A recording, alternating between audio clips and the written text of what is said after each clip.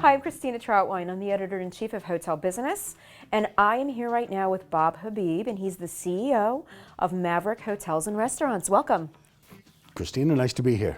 Okay, so Maverick is only 2 years old, I believe, right? Yeah. Okay, so you've had a lot of successes to date, and I'm sure you're very well positioned for growth. So let's talk about the last 2 years. We've been very blessed in our young life. We presently have 9 hotels open. Okay. We've got 2 hotels under construction. Another we're going to break ground for in probably the next 2 months, and then 2 more in the pipeline behind that. So we're in just 2 years, we've really found ourselves in a wonderful position to be growing for the future. So where are some of these hotels that you've just opened or are breaking ground on? We have an office in Chicago and one in Boston. So we've got 4 hotels in the metro Boston area, and the remainder are in central Illinois, Chicagoland. Okay, so you're looking mostly at the city's locations then? We're open geographically. As it turns out, our early opportunities have been in those markets, but we've got deals in other locations that we're looking at right now, and we're more than happy to travel. Okay, great. So let's talk about some of the trends happening within the industry today and what you think owners and operators need to embrace to be able to adapt to some of them. You know, we're doing business in a fast-changing world right now, on every front, on the social front, politically, in consumer trends that are shifting, employee trends. And if we expect for this industry to succeed in the future the way it has in the past, we're going to have to recognize some of those trends and be prepared to answer them. Okay, so specifically, or name some trends you think. Well, if you think about our employee base, now that's probably going to be one of the biggest challenges in the coming years. We've got a shrinking pool of potential employees. Their wants and needs are very different. They're all about work-life balance. They're all about belonging. They're all about feeling like they are part of something bigger. And we have to be prepared to answer those wants and needs. So does Maverick address those things? Like, what values do you have at your company that help you address some of these things that the employees are looking for? Yeah, just one good example is that we offer managers a month of PTO a year. Okay. And I think that's somewhat the European model. In the United States, we have not always embraced the need for work-life balance and for people to take their time off.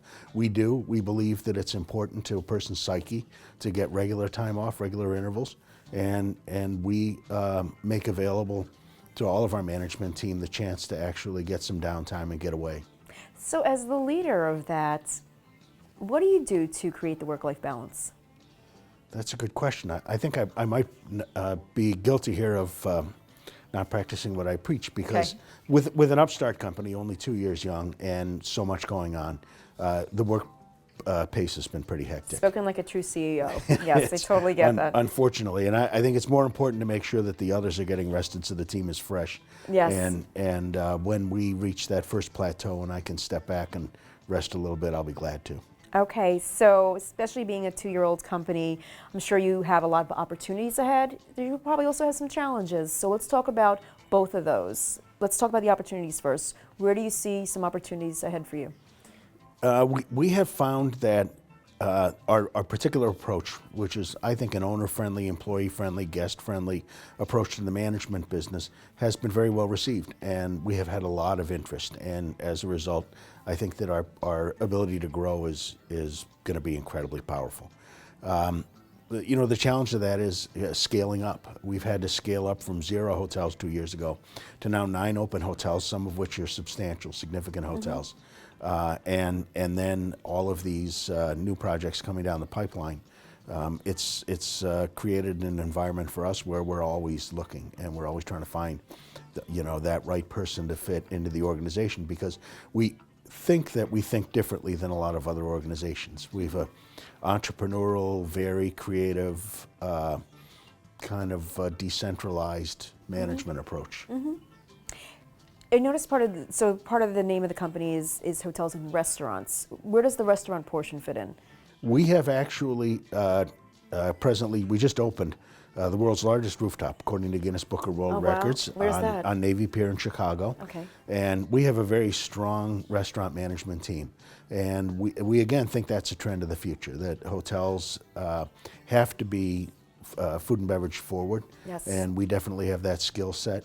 I've got a restaurant partner that's a James Beard Award-winning, longtime restaurateur, and most of our projects have some element of food and beverage.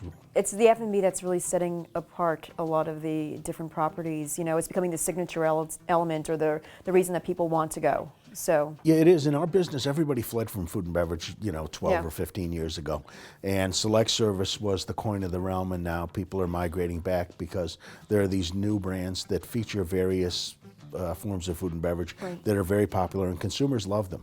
We call it more beverage and food than food and beverage, but yes, that kind of makes sense, right? Well, Chicago is my favorite city, and next time I'm at Navy Pier, I am going to check out this rooftop. Please do. Thanks. Thank you so much for your time. glad to. Thank you.